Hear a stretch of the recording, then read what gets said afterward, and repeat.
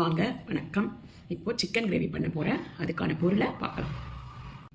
சிக்கனை தயிர் போட்டு மிக்ஸ் பண்ணி வச்சுருக்கேன். வெங்காயத்தை அரிஞ்சு வச்சுருக்கேன். தக்காளியை அரிஞ்சு வச்சுருக்கேன். மிளகாத்தூள், இது வடகம், இஞ்சி பூண்டு பேஸ்ட்டு, கரம் மசாலா, சோம்பு, பட்டை, லவங்கம், ஏலக்காய், அதுக்கான எண்ணெய், பச்சை மிளகாய், பிரிஞ்சி இலை, கொத்தமல்லி, கருவேப்பிலை. இந்த பொருளை வச்சு சிக்கன் கிரேவி பண்ண போகிறேன். வாங்க பார்க்கலாம்.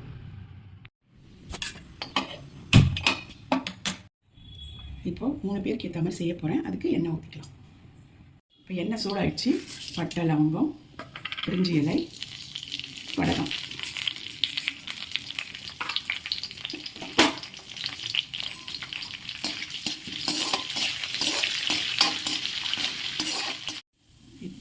கருவேப்பிலை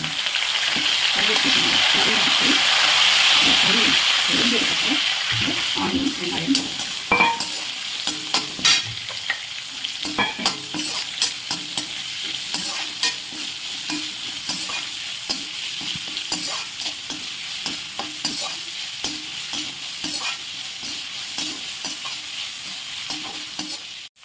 வெங்காயம் வதங்கிறதுக்கு கொஞ்சம் உப்பு போடுறேன்.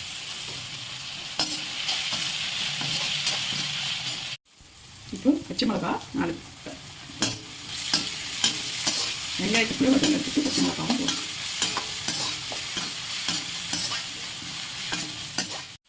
வெங்காயம் கொஞ்சம் நேரம் வதங்கணும்னா கொஞ்சம் மூடி போட்டால் நல்லா வதங்கும்.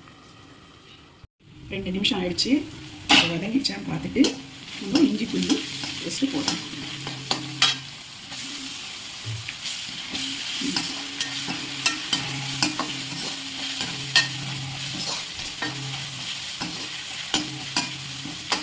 கொஞ்ச நேரம் வதங்கிறதுக்கு இதை கொஞ்சம் மூடி வைக்கணும். இப்போ வதங்கிடுச்சான்னு பார்ப்போம். நல்லா வதங்கிடுச்சு. இப்போ நம்ம இதில் சிக்கனை போடுறோம்.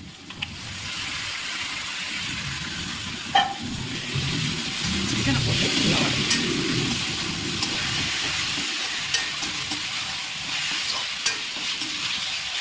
சிக்கன்லேயும் தயிர், மஞ்சத்தூள் எல்லாம் போட்டு மிக்ஸ் பண்ணியிருக்கோம். அதனால் சேர்த்து வதக்கணும்.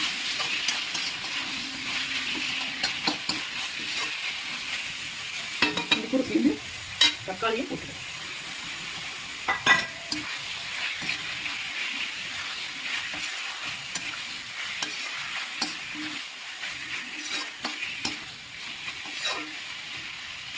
இப்போ ஒரு 2 நிமிஷத்துக்கு மூடி வச்சுக்கணும். இப்போ சிக்கன் வந்துச்சான்னு நல்லா கிளறிட்டு இப்போ மிளகாத்தூள் போடணும். காரம் நம்ம கேட்ட மாதிரி, காரம் உங்களுக்கு தேவைக்கேற்ற மாதிரி போட்டுக்கோங்க. இப்போ டேஸ்ட்டுக்கு ஏற்ற மாதிரி கொஞ்சம் அவங்களுக்கு உப்பு போட்டுக்கிட்டு அப்படியே கரம் மசாலா கொஞ்சம் போடணும். போட்டுட்டு இப்போ தண்ணியும் இதில்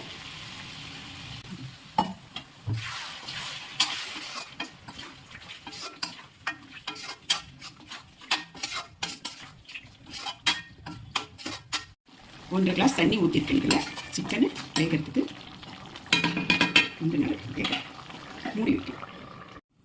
இப்போ வெந்துடுச்சா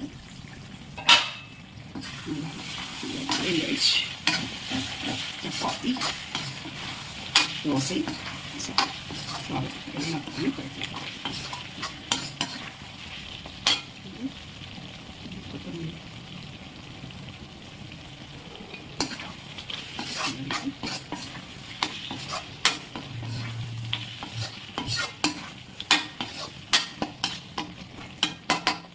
எங்கள் வீட்டு சிக்கன் கிரேவி ரெடி ஆயிடுச்சு.